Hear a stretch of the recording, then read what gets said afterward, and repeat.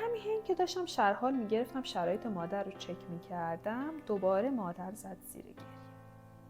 سلام، من مهناز محمدی زاده هستم، کارشناس ارشد آموزش مامایی. امروز کنارتونم تا درباره داستان واقعی از مادر بارداری حرف بزنم که با دیدن خیانت همسرش دردای زایمانی شروع شد صحبت کنیم و آموزش‌های لازم توی این موضوع رو بهتون بدم. لطفاً کانال رو سابسکرایب کنید و از گزینه زنگوله رو بزنید تا در صورت که ویدیوی جدیدی گذاشتم مشاهده کنید و تا آخر ویدیو همراه من باشین و ویدیو رو لایک کنید. مرسی از حضورتون. یه روز توی زایشگاه بودیم که یه خانم باردار با چشم گریون وارد زایشگاه شد. رفتم سمتش. آروم با یک دستش اشکو از روی گوشه چشمش پاک کرد.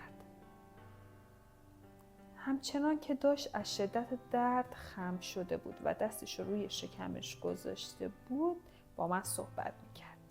خانم، من 2 ساعت یه دردای زایمانیم شروع شده. 2 ماه دیگه هنوز زایمان میکنم. گفتم باشه عزیزم، نگران نباش، بیا ویزیتت کنیم بهت میگم چیکار کنیم. اصلا نگران نباش. ولی همچنان داشت گریه میکرد. رفت روی تخت آماده شد، ماینش کردم، انقباضاشو چک کردم. خدا رو شکر دهانه رحمش بسته بود ولی انقباضای زایمانیش شروع شده بود. همین حین که داشتم سرحال میگرفتم شرایط مادر رو چک میکردم دوباره مادر زد زیر گریه. این دفعه رفتم نزدیکش، گفتم مامان چی شده؟ برای زایمانت نگرانی؟ دستش رو شکمش گذاشت، داشت باز همچنان گریه میکرد. آروم دستشو گرفتم، گفتم نگاه عزیزم، حتی اگه 2 ماه زودتر تو زایمان کنی ما کنارتیم، کمکت میکنیم. ولی تو اونقدر شرایطت خوبه، انشالله با داروهایی که میدیم و کارهایی که میکنیم حتی شاید زایمان نکنی. دستشو گرفتم، گفتم ما کنارتیم، نگران نباش، استرس نداشته باش. حتی این استرس و نگرانی تو باعث میشه این دردای تو باز بیشتر بشه. کمکی نمیتونی به ما بکنی یا؟ دستمو فشار داد. به هم گفت من خودم دیدم رفت خونه اون خانومه. مگه من چی کار کرده بودم؟ مگه من براش چی کم گذاشته بودم؟ من بچه‌مو دوست دارم. اون لحظه فهمیدم مادر نگرانیش و گریهش مال یک موضوع دیگه است. دستشو گرفتم، بهش گفتم عزیزم کاملا بهت حق میدم که تو الان نگرانی به عنوان همسر و الان خیلی استرس داری، ناراحتی، ولی تو الان یک نقش دیگه هم داری و اون نقشت مادر بودنه. تو الان خیلی باید کمک کنی، شرایطتو مدیریت کنی. چرا؟ چون این نگرانی تو، استرس تو باعث میشه حتی این دردای تو بیشتر بشه و نتونی کمکی به ما بکنی. گفت من این بچه رو خیلی دوست دارم سالم بغلش کنم. گفتم آره مامان، سالم بغلش میکنی ولی از الان مادر بودن تو شروع شده. باید چیکار کنم؟ گفتم تو فقط خودت میتونی حال خودتو خوب کنی. مادر به مدت 1 روز در بیمارستان ما بستری بود و تیم مامایی و زنان کمک کردن انقباض‌های مادر قطع شد و مادر تونست با این چالش زندگیش مدیریت داشته باشه و پروسه زایمانش به تعویق بیفته.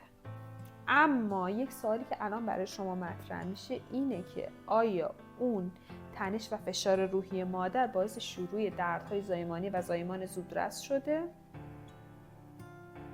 نوزاد رسیده و سن حاملگی مناسب سن 37 هفتگی تا 40 هفتگی گفته میشه و زیر سن 37 هفتگی بهش میگن نوزادای پرتر.